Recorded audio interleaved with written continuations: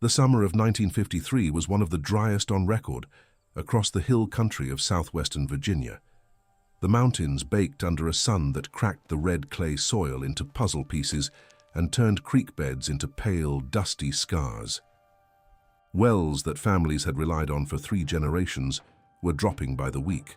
Livestock were being watered from barrels hauled by truck from the nearest reliable source. Gardens that should have been heavy with late summer production were stunted and brittle at the edges. And in the middle of all that, on a 40-acre farm tucked between 2 ridges just outside of Galax, a 61-year-old orchard man named Earl Sutton was standing under his oldest apple tree, a wine sap that had been planted by his grandfather sometime around 1890, staring up into the branches with an expression that mixed worry with something that ran deeper than worry: determination. Because that tree and the 11 others like it on the south-facing slope behind his barn had stopped producing the way they used to. Not completely, there were still apples, but the clusters were thin, the fruit was running small, and the neighbors who remembered those trees from 20 years before were starting to say what every hill farmer eventually says about an aging tree: "She's about played out, Earl. Time to pull her and start fresh." Earl had heard that. He'd thought about it. He'd walked the rows at dusk more than once that summer, looking at the trees the way you look at something you're not ready to give up on, turning the problem over in his mind, the way you turn a stone in your hand. And then, one morning, he remembered something his grandfather had told him when Earl was no more than 10 years old, sitting on the tailgate of a horse-drawn wagon, while the old man worked a length of heavy wire around the base of a low-hanging limb. "Boy," his grandfather had said, not looking up from his work, "a tree that thinks it's dying will fight to live. You just have to give it the right kind of scare." That memory, and what Earl did with it 50 years later, would become one of the most talked about pieces of practical orchard wisdom in that county for the next 2 decades. And the method he used, a technique rooted in real horticultural science that generations of American farmers had discovered long before any university extension agent ever put a name to it, is the subject of everything you're about to hear. So stay with us, because this story is not just about apples, it is about survival, ingenuity, and the kind of knowledge that gets passed down not through textbooks, but through weathered hands and patient watching. To understand what Earl Sutton was dealing with and why his grandfather's wire trick actually worked, you have to understand something fundamental about how a fruit tree operates. And in a manner of speaking, a fruit tree does operate with something like intention, not with a brain, obviously, but with chemistry, with hormones, with a biological intelligence refined over millions of years of evolution. A fruit tree's entire purpose, from the moment it pushes its first shoot up through the soil, is reproduction. The fruit is not a gift to the farmer. The fruit is the tree's strategy. Every apple, every pear, every peach that ripens and drops to the ground is a vehicle for seeds, a package designed to be carried away and deposited somewhere new where a seedling might take root. The farmer benefits from that arrangement, but he is essentially a participant in something the tree was already doing for its own reasons, long before human beings ever got involved. Now here is the critical thing that Earl's grandfather understood, and that took plant scientists years to fully explain in laboratory terms. A fruit tree under certain kinds of stress will dramatically increase its reproductive output. Faced with what its biology interprets as a threat to survival, the tree shifts its resources. It stops putting so much energy into vegetative growth, new branches, new leaves, and it redirects that energy toward making fruit, making seeds, ensuring the continuation of the line. This is not theory.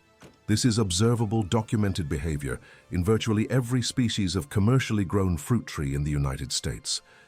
It is the biological principle underlying techniques that orchardists from New England to the Pacific Northwest had been using for well over a century by the time Earl stood in that Virginia orchard in the summer of 1953. The question was always the same. How do you stress a tree just enough to trigger that survival response without actually harming it? Earl Sutton's grandfather had an answer, and it involved a piece of heavy-gauge wire, a pair of pliers, and a very specific kind of patience. The technique is called girdling. In the old-time farm language of the Appalachian Highlands and the Midwest orchard belt, it was sometimes called ringing or scoring, or, in the phrasing Earl's family always used, giving the tree a squeeze. The principle is straightforward, though the execution demands care. You take a length of wire.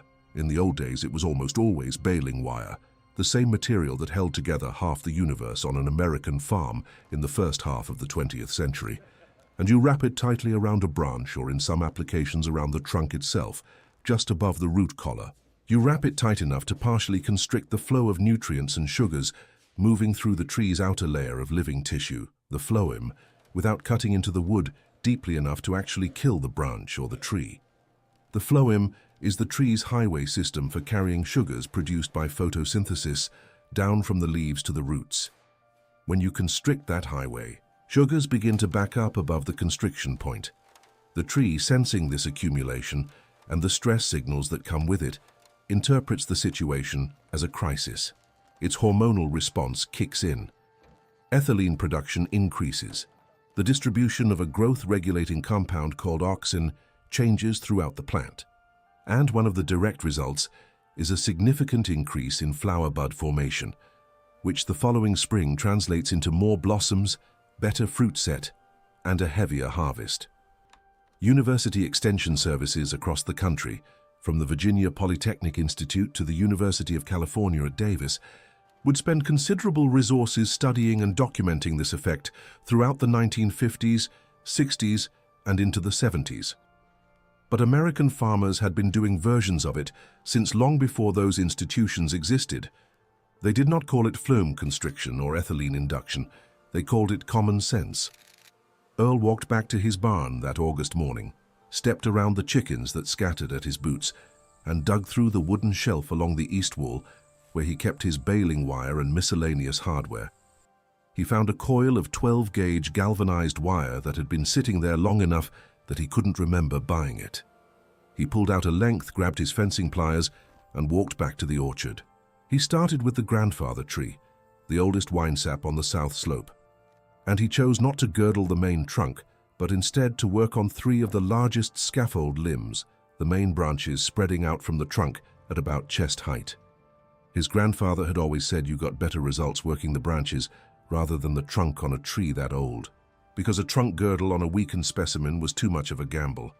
You were one mistake away from losing the whole tree.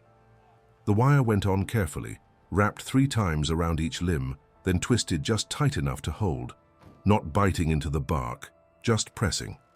Earl tested it with his thumb, pushing the wire slightly into the bark and releasing it. He could see a faint indentation. That was about right.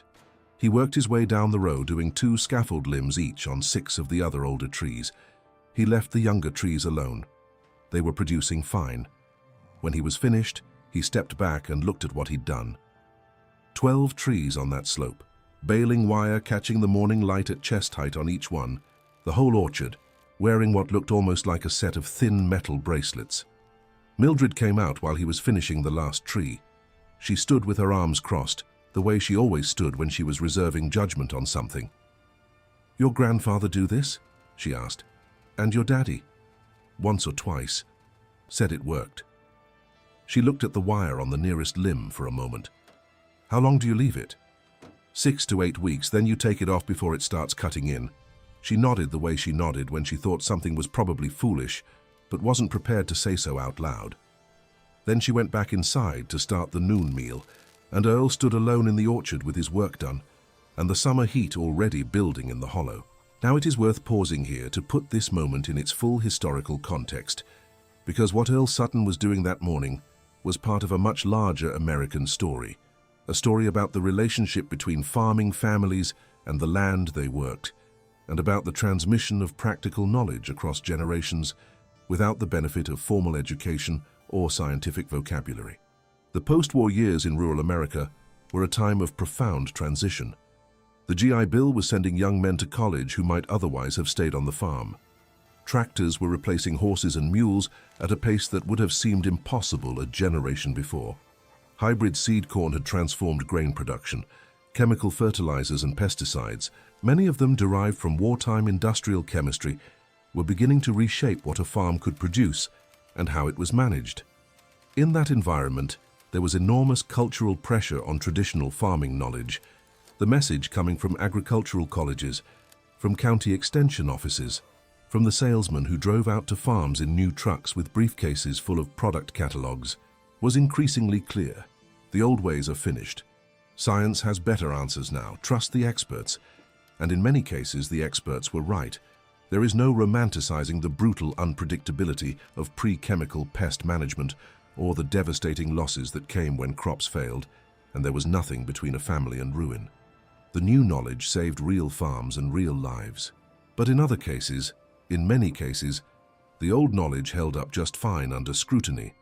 Sometimes it held up better than the new knowledge because it had been tested not in a greenhouse or an experimental plot, but in the actual conditions of actual farms, over actual generations, by people whose survival depended on getting it right.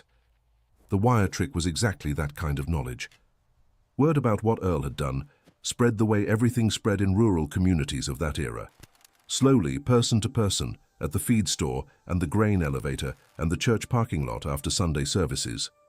It moved along the party line telephone, still common across rural Virginia in the early 1950s, with as many as 10 or 12 families sharing a single line, carrying news the way those lines always carried it, not always accurately and not always with anyone's permission, but reliably. Earl's neighbor to the east, a man named Coy Halbert, who ran about 60 acres of mixed orchard and hay ground, stopped by in September and walked the rows with Earl, examining the wired limbs. By that point, 6 weeks out, Earl had already removed the wire from the first 3 trees he'd done, carefully cutting it off with his fencing pliers and checking the bark to make sure it hadn't cut in too deeply. The impressions were visible, but not severe. Coy was a skeptical man by nature, the kind of farmer who wouldn't try a new variety until he'd watched his neighbor grow it successfully for 3 years running. He turned one of the cut wires over in his calloused fingers and said, "So what's supposed to happen come spring?" Earl told him what his grandfather had said. More blooms, thicker clusters, better fruit set, more apples on limbs that had been giving thin returns. Coy grunted. That was his version of interested. That October, at the monthly meeting of the local farm bureau, held in the basement of the First Methodist Church in Galax, folding chairs arranged on concrete floors and a kerosene heater that never quite got the room warm enough. Earl mentioned the wire technique to several of the other orchard men. Most of them had heard of something similar in some form. One old-timer from over near Independence said he'd seen his father do it with copper wire in the 1920s. Another man said his uncle out in the Shenandoah Valley called it choking the limb and had used it on pears with consistent results. The conversation that evening ran longer than most Farm Bureau meetings. It pulled in related techniques that farmers around the room had used or heard of. Bark scoring, which was a variation where instead of wrapping wire you made shallow cuts through the bark in a ring around the branch. Notching, where you removed a thin sliver of bark just above a developing bud to redirect growth hormones toward it. Root pruning, where you deliberately cut some of the tree's feeder roots in a circle around the trunk to create stress and shift the tree's energy away from wood growth and toward fruit production.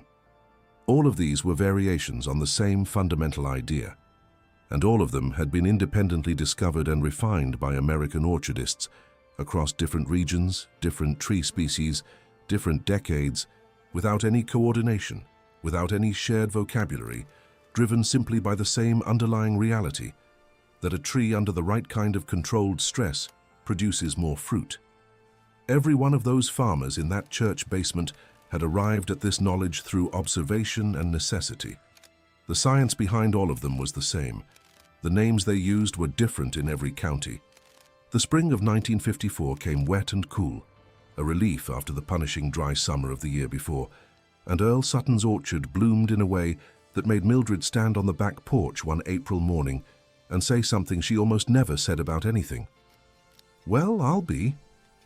The 3 large scaffold limbs on the grandfather wine sap that Earl had wired were covered in bloom clusters so thick that the grey winter wood was barely visible beneath the white and pale pink flowers.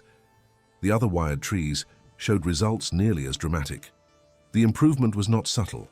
It was the kind of difference you could see from across the road. An important point has to be made here, because this is where honesty matters. The wire trick is not magic, it is not a cure-all. In the wrong hands or done incorrectly, it can harm or kill a tree. If you leave the wire on too long, If it cuts through the phloem and into the cambium, the actively growing layer of cells just beneath, you can girdle the branch so severely that everything above it dies. In the worst cases, on a trunk girdle gone wrong, you can kill the entire tree. Earl's grandfather's instruction to remove the wire after 6 to 8 weeks was not a suggestion. It was the critical safety margin.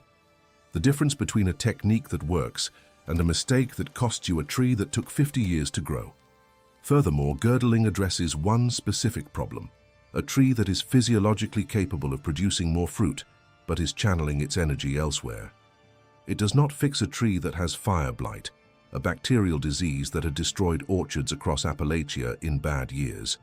It does not solve a calcium deficiency in the soil, which causes fruit to break down before it ripens properly. It does not address poor pollination from a lack of compatible varieties planted nearby. It is one tool among many, and knowing when to use it, and when the real problem is something else entirely, is exactly the kind of judgment that took lifetimes to develop. Earl Sutton had that judgment. He had built it by watching, by listening, and by losing enough apples to wrong decisions over the years that he had developed a working sense of what each problem actually looked like standing in front of him. The harvest of 1954 from Earl's South Slope was the best in over a decade. He hauled 7 loads to the packing shed in town, a cooperative facility run by 12 orchard families in the county, the kind of shared community infrastructure that was essential to the survival of small-scale farming operations in that era. The wine saps from his older trees graded out well. Good size, good color, good sugar content, good storage quality. The packing shed manager, a careful man named Lowell Burchett, who had been grading Appalachian apples since before the Second World War, looked at Earl's fruit and said simply, "You do something different this year?" Earl told him about the wire. Lowell listened, asked 3 questions, and said he'd heard of something similar being done in the commercial orchards up in the Winchester area, in the northern Shenandoah Valley, which had been the heart of Virginia's apple industry since the early part of the century. By the following year, a handful of other growers in the county had tried some version of the wire or scoring technique on their oldest trees. The results varied, because results always vary when technique meets the infinite complexity of real orchards on real land. But the successes were consistent enough that the method gained a quiet credibility that spread across the community and stayed there. It was exactly how agricultural knowledge had always moved through rural America. Not primarily through publications or university bulletins or demonstration plots, though those had their place, but through the social networks of farming communities, the feed store, the grain elevator, the church, a neighbor leaning on a fence post in the late afternoon light, one farmer telling another, "Try this, it worked for me." Over the next decade, Earl refined his approach considerably. He became more systematic about it, keeping simple notes in a pocket notebook about which trees he had wired, when, for how long, and what the next season's production looked like. This was not common practice among farmers of his generation and background. Formal record-keeping was more often associated with the newer, larger commercial operations that were beginning to emerge in American agriculture by the late 1950s. But Earl had always been a careful observer, and writing things down was his way of making sure the observations did not simply fade. What he found over those years aligned with what agricultural researchers were simultaneously discovering through more formal means.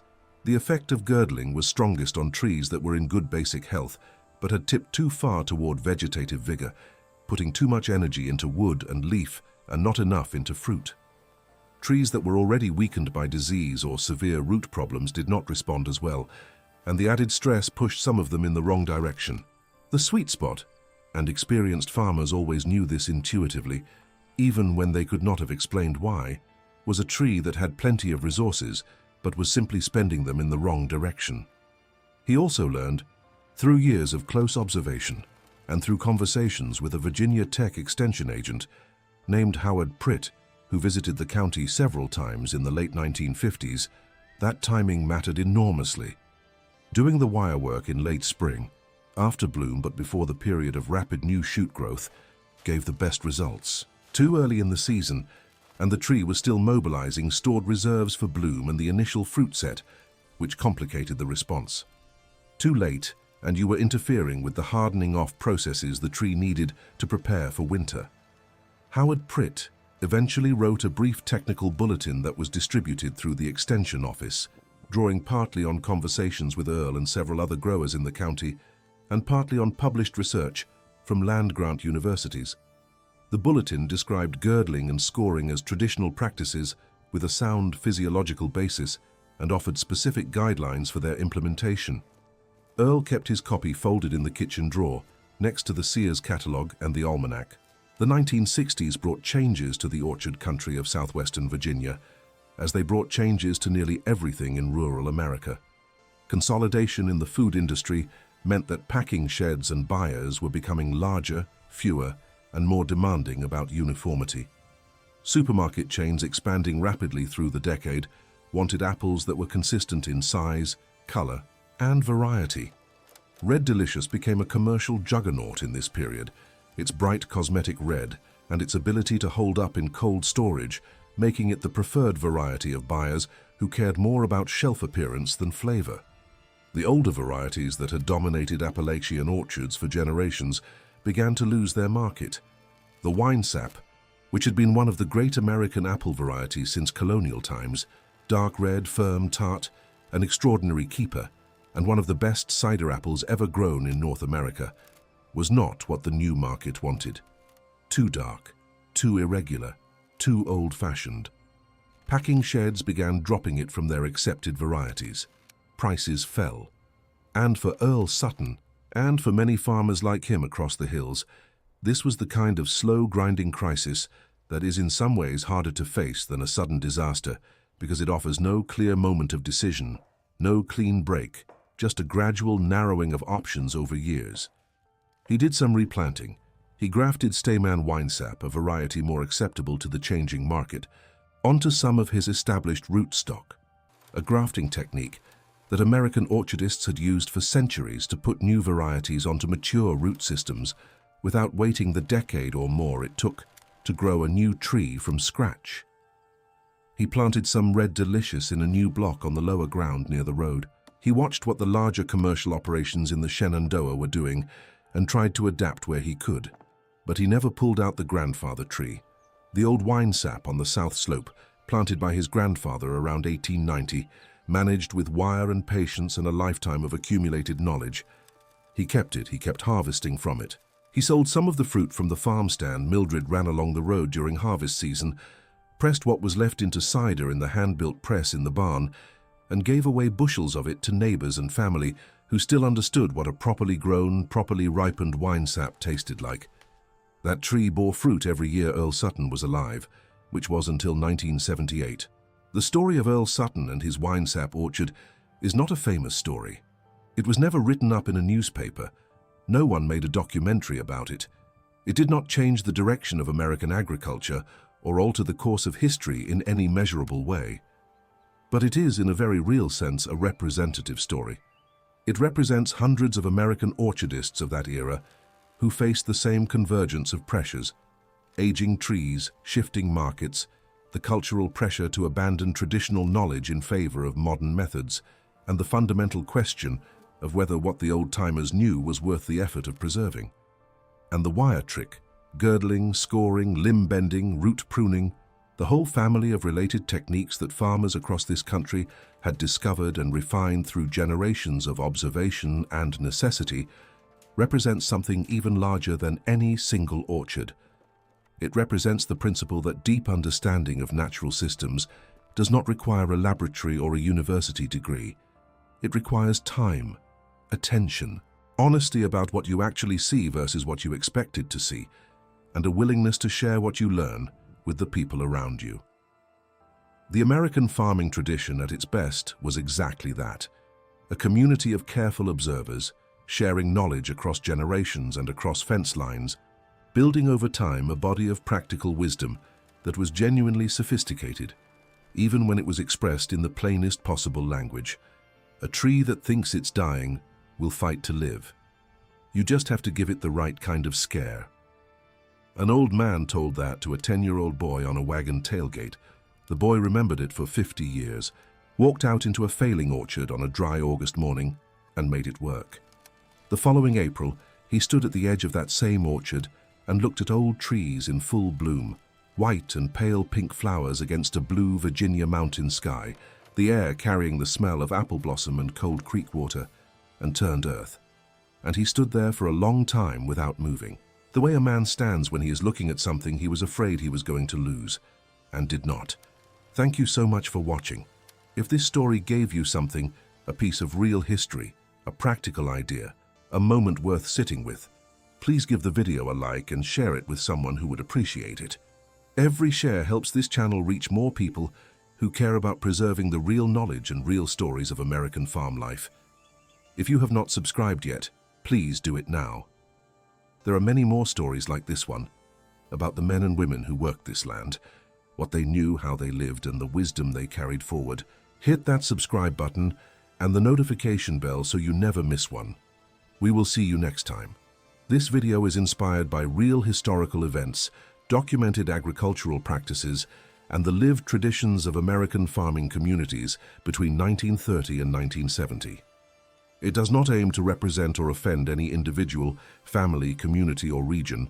The horticultural techniques described, including girdling, bark scoring, limb training, and root pruning, are historically documented practices with a genuine scientific basis, and any application of them on living trees should be undertaken with appropriate research and care.